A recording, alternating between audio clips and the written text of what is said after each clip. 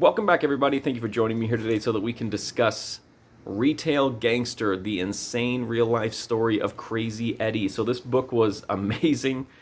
Crazy Eddie was iconic for a little while, and still his commercials and vibes still are influential even till today. If you're not familiar with Crazy Eddie, he was Eddie Antar, who ran a chain of electronic stores called Crazy Eddie's, primarily on the East Coast.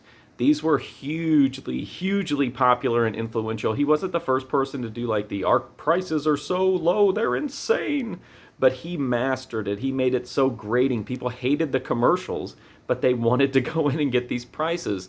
The thing was, though, he wasn't just figuring out creative ways to be a great businessman legally. He was committing fraud on a super high level. Warranty fraud, selling old merchandise, damaged merchandise as new merchandise, bait and switch. He was a master of the bait and switch. Insurance fraud, just everything you could think of. This guy was doing everything he could to cut corners and make money and to make as much money as possible. And I'm not talking about like he needed the cash to keep his business open to provide for his family. No, this guy wanted, it was just straight up greed. And the book follows this story. I mean, it drills down to everything you could want to know about the situation. You hear from so many people that are involved, firsthand accounts, you go court records, media reports. This is so well researched.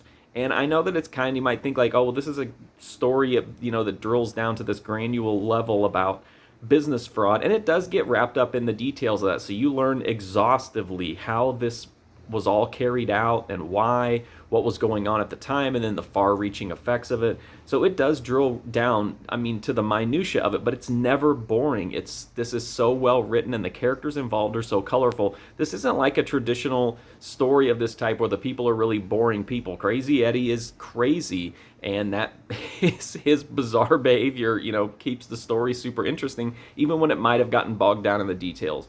So I really like the book. I love the Crazy Eddie story.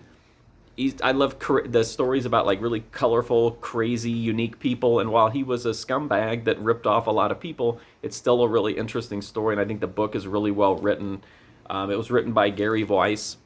So Retail Gangster, if you like colorful stories, especially if you're interested in like 80s culture, this is definitely something to check out. I would love like a Netflix docuseries about it, but so few of the people are still around.